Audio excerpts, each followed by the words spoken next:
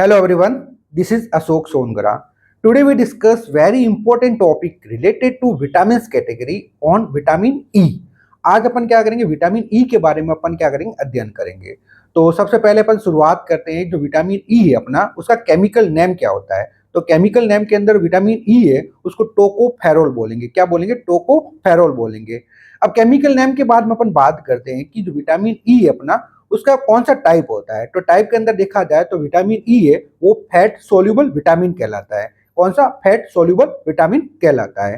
Type के बाद में अपन बात करते हैं कि जो विटामिन ई है अपना, उसके क्या क्या फंक्शंस होते हैं। तो फंक्शंस के अंदर सबसे पहले देखते हैं, एंटीऑक्सीडेंट का काम करता है। एंटीऑक्सीडेंट मींस प्रिवेंट लिपिड पर ऑक्सीडेशन, यानी कि लिपिड का पर ऑक्सीडेशन हो रहा है उसको क्या करेगा, प्रिवेंट करने का काम करता है।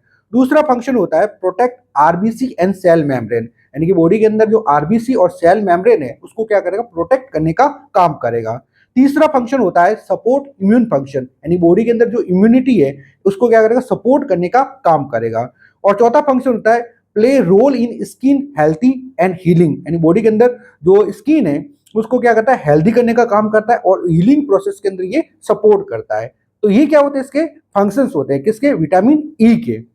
अब फंक्शंस के बाद में अपन बात करते हैं कि जो विटामिन ई है अपना, वो उसके क्या क्या सोर्सेज है, मींस विटामिन ई है वो किसके अंदर प्रेजेंट होता है। तो सबसे पहले देखा जाए, वेजिटेबल्स ऑयल होते हैं उसके अंदर ये विटामिन ई है वो प्रेजेंट होता है। दूसरा, नट्स एंड सीड्स होते हैं उसके अंदर ये प्रेजेंट हो सकता है। और तीसरा, ग्रीन लीफी वेजिटेबल्स, जो हरी हरी पत्तेदार सब्जियां हैं उसके अंदर ये प्रेजेंट होता है।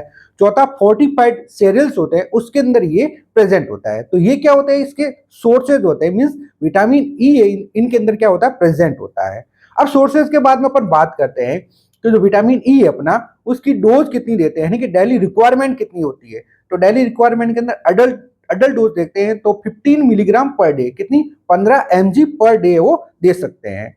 अब डोज के बाद में अपन किन्हीं कारणों के कारण क्या हो रहा है, बॉडी के अंदर विटामिन ई की कमी हो जाए तो बॉडी के अंदर क्या क्या डेफिशिएंसी सिम्टम्स है वो देखने को मिल सकते हैं। तो डेफिशिएंसी सिम्टम्स के अंदर सबसे पहले अगर देखा जाए तो हीमोलाइटिक एनीमिया हो सकता है मरीज को। दूसरा, पेरिफेरल न्यूरोपैथी हो सकता है मरीज को। तीसरा, एटेक्सिया या मसल वीकनेस देखने को मिल सकती है बॉडी के अंदर। और चौथा है वो रेटाइनोपैथी है वो देखने को मिल सकता है। तो ये क्या होता है, विटामिन ई की कमी के कारण क्या बॉडी के अंदर डेफिशिएंसी सिम्टम्स है वो देखने को मिल सकते हैं। तो विटामिन ई का टॉपिक यहीं पे क्लोज होता है। थैंक्स।